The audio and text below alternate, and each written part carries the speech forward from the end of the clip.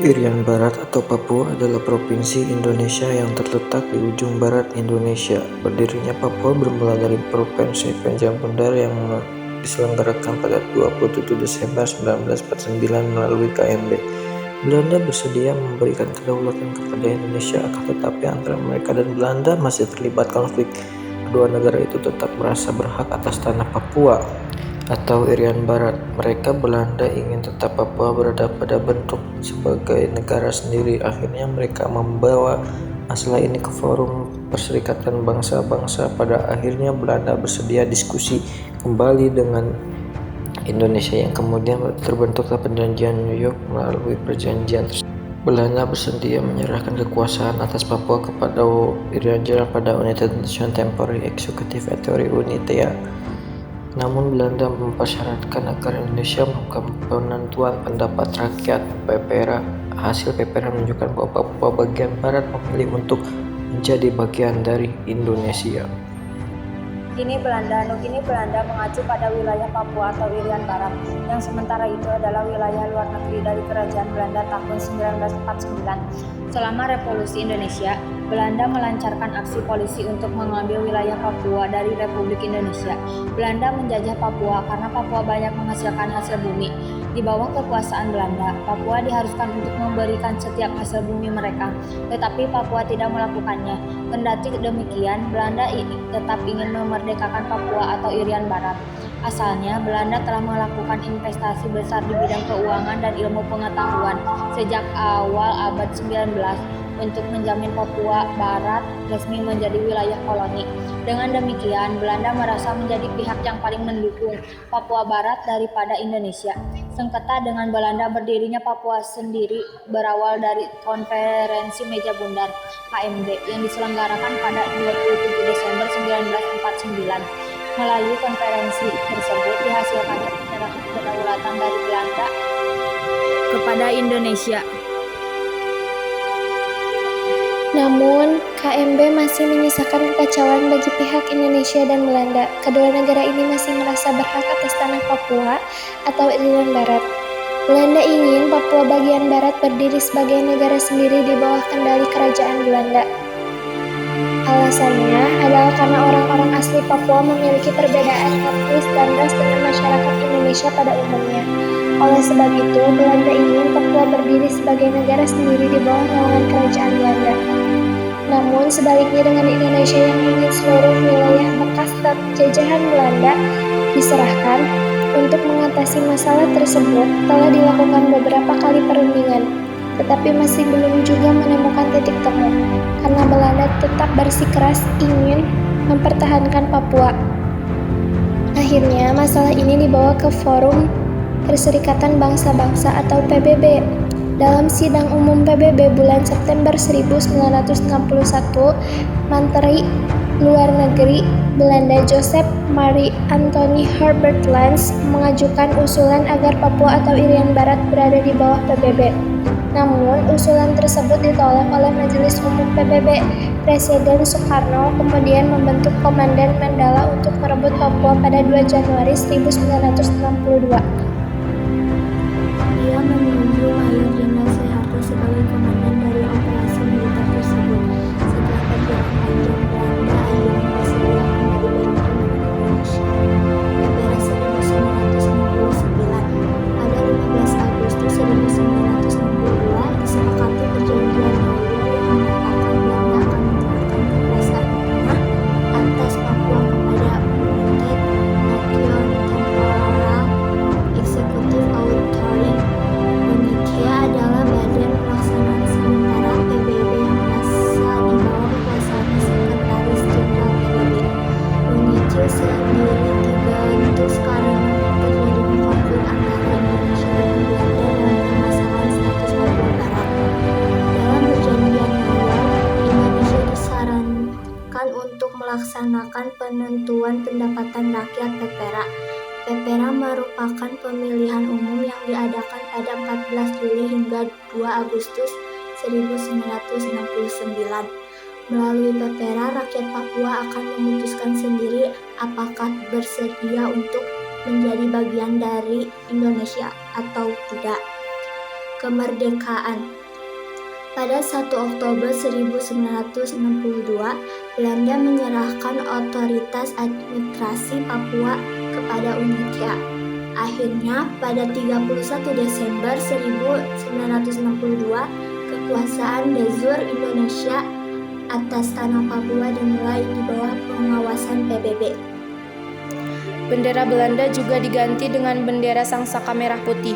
Tanggal 1 Mei 1963, Papua diberikan sepenuhnya kepada Indonesia. Kedudukan Papua Barat semakin pasti setelah diadakan referendum MR of Free Choice atau PEPERA pada 1969.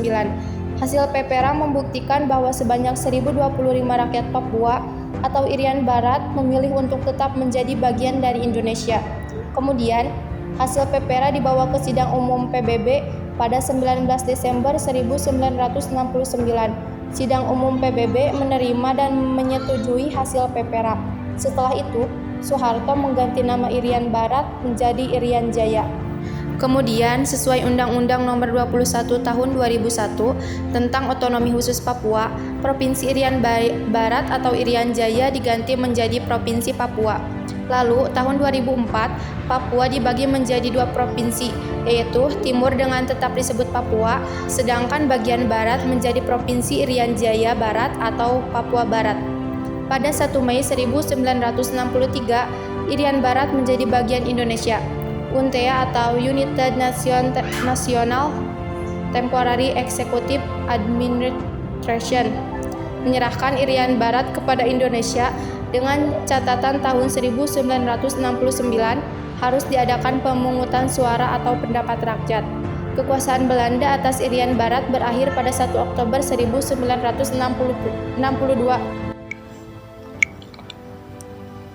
Status negara yang belum sepenuhnya terbentuk. Ibu kota Sorong. Bahasa yang umum digunakan di Indonesia, bahasa Melayu. Klaim pemerintah negara Federal Republik Papua Barat. 1. Belanda Tok Pisin dan Rumpun. Bahasa Papua lainnya Demonin, Nim. Orang Papua pemerintahan interim presiden. Porokorus ya boy sembut versi NFRPB. 2. Beni Wenda versi UMWP. 3. Perdana Menteri Yoav Stylevly versi NFRPB. 4. Edition Waromi versi UMWP. 5. Ketua Parlemen Gustar Toboni. 6. Legislatif Parlemen Nasional Papua Barat Pendirian Nugini Belanda 27 Desember 1949. Upacara dan proklamasi 1 Desember 1961. Administrasi PBB 1 Oktober 1962. Administrasi Indonesia 1 Mei 1963. Penutupan pendapat rakyat 19 November 1965. Proklamasi Papua dan Hari Konstitusi 1 Juli 1971. Proklamasi Republik Malaysia Barat oleh Thomas Waingai 14 Desember 1988. Negara Republik Federal Papua Barat 19 Oktober 2011.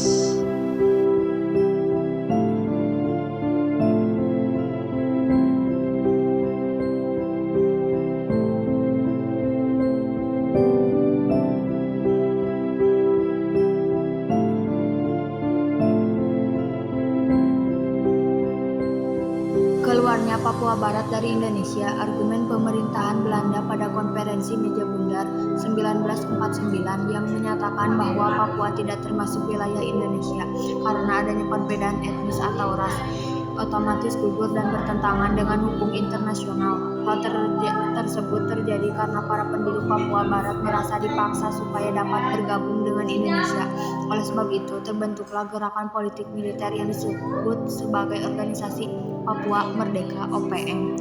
Karena ketidakpuasan yang dirasakan penduduk Papua Barat dari hasil referendum.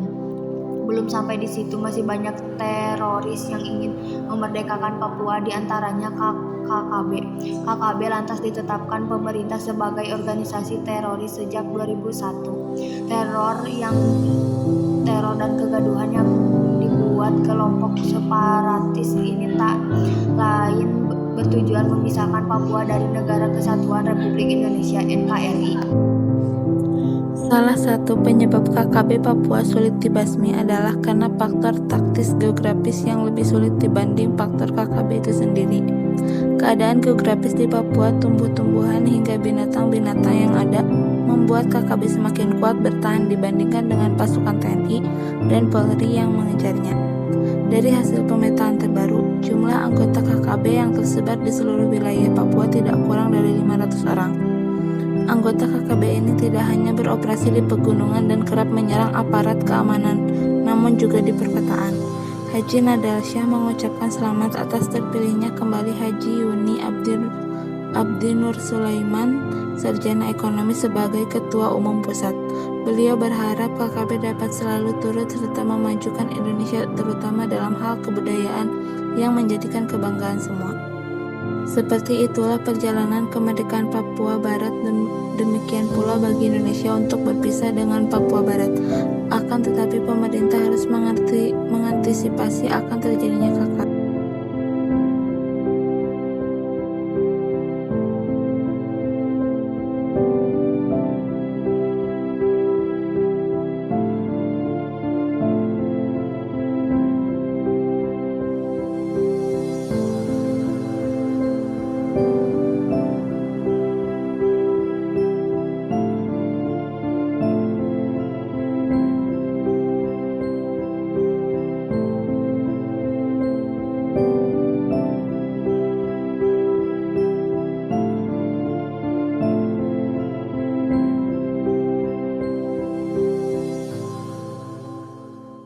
Op het Binnenhof in Den Haag begint de ronde tafelconferentie.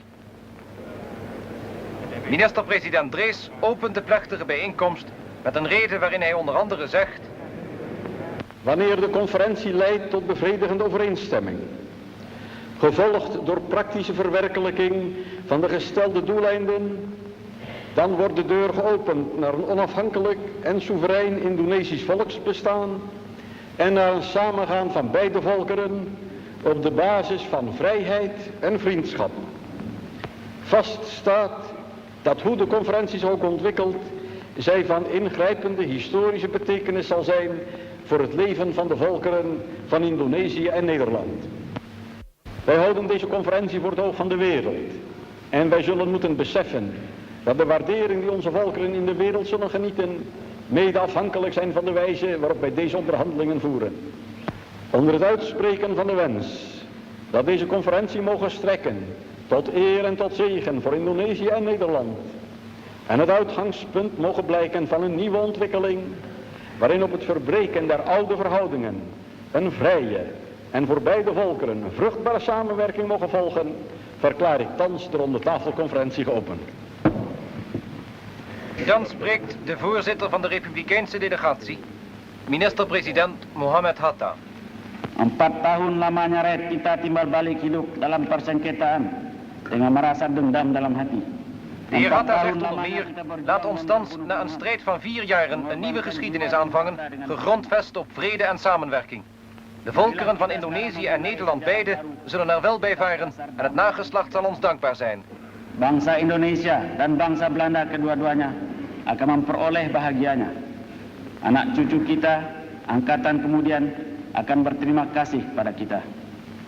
Moga-moga Tuhan Yang Maha Kuasa memberkati pekerjaan kita pada konferensi Meja Bundar ini. Sekianlah dan terima kasih. Vervolgens is het woord aan de voorzitter van de BFO, Sultan Hamid II van Pontianak.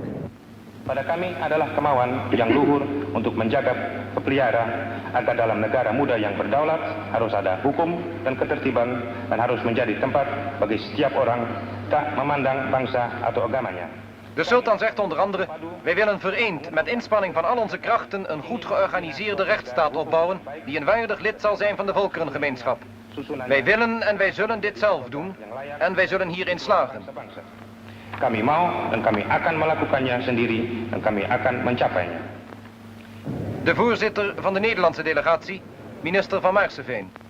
Sinds Nederland bij de overeenkomst van Linggadjati zich bereid verklaarde de soevereiniteit over Indonesië aan de Verenigde Staten van Indonesië over te dragen, heeft het die bereidheid ook in zijn grondwet verankerd. Die overdracht zal, als ze eenmaal heeft plaatsgehad, nimmer weer teniet gedaan kunnen worden. Elke gedachte dat de soevereiniteit nog ooit tot Nederland zou terugkeren, is uitgesloten.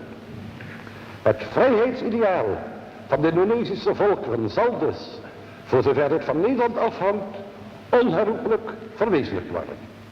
Ten slotte spreekt nog de heer Critchley, die namens de Commissie der Verenigde Naties voor Indonesië gelukwensen aanbiedt ter gelegenheid van de opening der conferentie. Mr. Chairman, on behalf of the members of the United Nations Commission for Indonesia, I should like to add our felicitations on this historic occasion.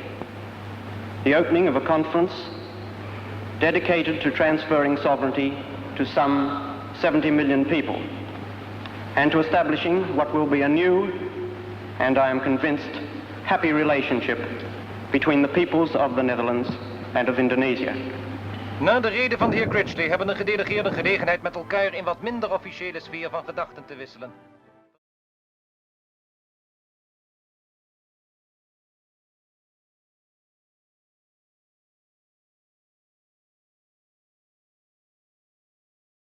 In Den Haag komt de ronde tafelconferentie voor de tweede en laatste keer in de Ridderzaal bijeen. Nog eenmaal scharen de drie delegaties zich voltallig om de tafel. De Nederlandse met onder andere de minister Stikker, Van Maarseveen en Joekes en de heer Van Rooyen. De delegatie van de BFO met zijn voorzitter Sultan Hamid II en de minister-president van Oost-Indonesië Anak Agung. De republikeinse delegatie onder leiding van minister-president Mohammed Hatta. De Commissie der Verenigde Naties is aanwezig onder voorzitterschap van de heer Herremans. Verder vele leden van het Corps Diplomatiek, onder wie de nieuwe Amerikaanse ambassadeur en de pauselijke nuntius. Voorzitter van de vergadering is minister-president Drees.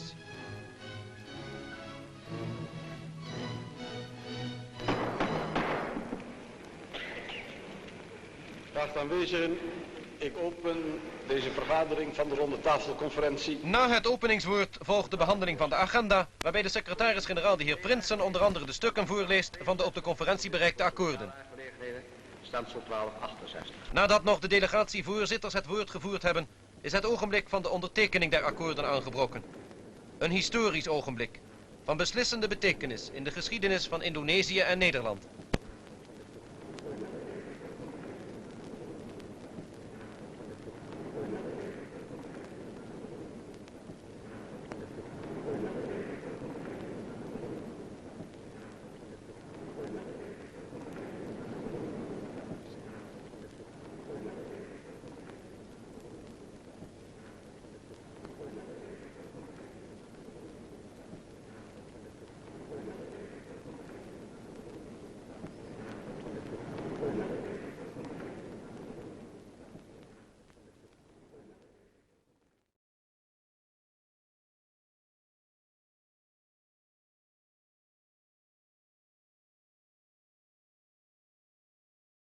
...27 december 1949, een dag van ingrijpende betekenis in de geschiedenis van het Koninkrijk der Nederlanden.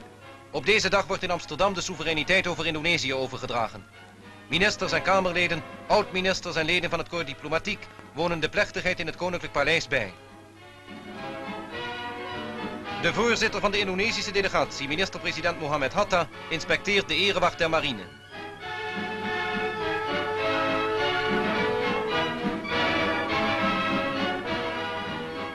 Om 10 uur precies nemen de delegaties plaats aan een ovale tafel in de burgerzaal. Minister-president Drees neemt het woord. Meneer de voorzitter van de delegatie ter vertegenwoordiging van de Republiek der Verenigde Staten van Indonesië bij de soevereiniteitsoverdracht. Ik stel u voor thans over te gaan tot het gezamenlijk constateren dat de mantelresolutie met ontwerpovereenkomsten en briefwisseling, welke door de Algemene Vergadering van de Ronde Tafelconferentie is aangenomen, door het Koninkrijk der Nederlanden en de tot de Republiek der Verenigde Staten van Indonesië toegetreden gebieden is aanvaard.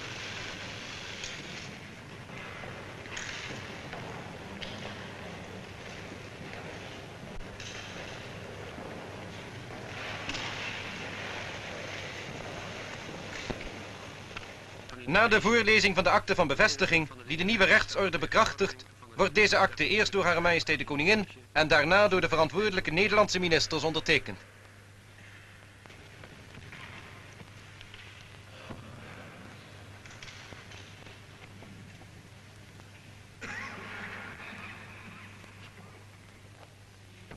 Nadat nog de akte van soevereiniteitsoverdracht is voorgelezen en door de koningin en de ministers ondertekend, verklaart minister-president Drees: Blijkens de zo even met de handtekening van uw majesteit bekrachtigde akte van soevereiniteitsoverdracht en erkenning werd geconstateerd dat de Nederlands-Indonesische Unie, aan welks hoofd uw majesteit en de opvolging haar wettige opvolgers in de kroon der Nederlanden zullen staan, tussen het Koninkrijk der Nederlanden en de Republiek der Verenigde Staten van Indonesië is tot stand gekomen. Vervolgens spreekt de voorzitter der Indonesische delegatie, minister-president Mohammed Hatta.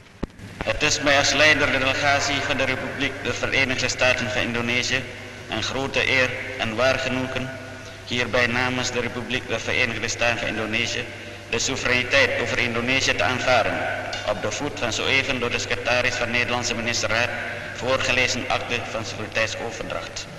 Ik koester de hoop dat de betrekking tussen onze beide landen, welke hierdoor in unieverband op een basis van volkomen vrijheid, gelijkheid en vrijwilligheid zijn komen te staan, zich in een zin zullen ontwikkelen welke tot welvaart en geluk van onze beide volken leiden.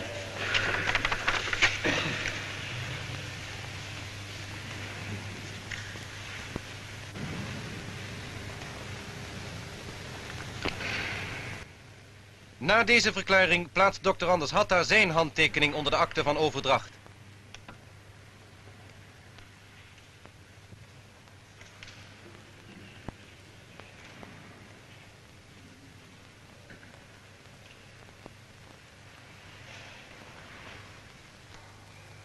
Hare Majesteit de Koningin, thans hoofd van de Nederlands-Indonesische Unie, spreekt dan een... De aanvaarding van haar soevereiniteit door de jonge staat, de Republiek der Verenigde Staten van Indonesië, alsmede het afstand doen daarvan door het Koninkrijk der Nederlanden en het aangaan van een unie, is een van de meest aangrijpende en ingrijpende gebeurtenissen van deze tijd. Die aangrijpt enerzijds door de onnatuurlijkheid van een verloop als dit, en anderzijds doordat nooit duidelijker naar voren is gekomen de diepe sympathie der beide volken voor elkaar. Niet langer staan wij gedeeltelijk tegenover elkander. Wij zijn nu naast elkaar gaan staan, hoezeer ook geschonden en gescheurd en vol van de littekens van wrok en spijt. Onmeetbaar groot is de voldoening van een volk dat zijn vrijheid verwerkelijkt ziet. Hoe immens zwaar de taak ook is die deze jonge natie zich op de schouders tilt. In Nederland slaat men dat met bezorgdheid gade. Maar op dit ogenblik en op deze plaats wil ik uitdrukkelijk constateren dat in Nederland iedereen met het beginsel van overdracht der soevereiniteit instemt. En ik moge een beroep doen op allen loyaal in het nieuwe bestel mee te werken. Nederland staat tot helpen klaar, zodra en wanneer Indonesië daarom vraagt. Er Er spruit hier hulpvaardigheid voort uit een diep gewortelde verbondenheid. Het is een voorrecht deze daad van overdracht der soevereiniteit te verrichten tegenover de geschiedenis. Of beter gezegd, voor het aangezicht Gods, die weet waarom dit samengaan in vrijheid niet eerder en ook niet later werd bereikt.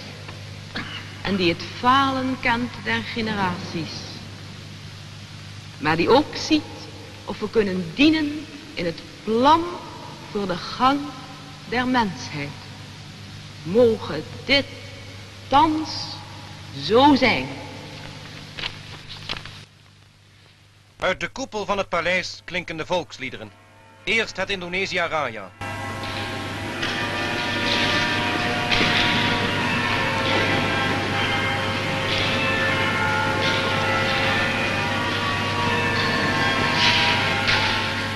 Onmiddellijk daarop het Wilhelmus.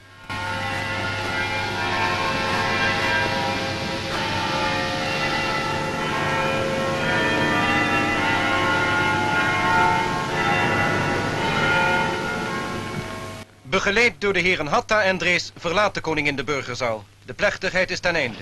Een nieuw tijdperk is aangebroken voor Nederland en Indonesië beide.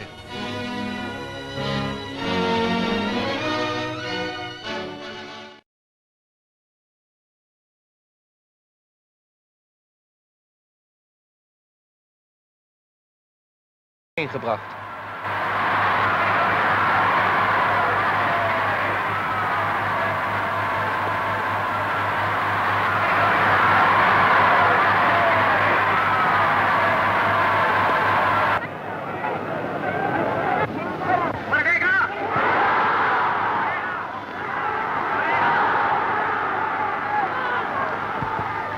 Dan saudara-saudara sekalian, apa sebab sekarang sang Triwarna bisa berkibar di sini? Hak lain tak bukan jalan oleh karena rakyat Indonesia yang 70 miliar ini berjuang mati-matian.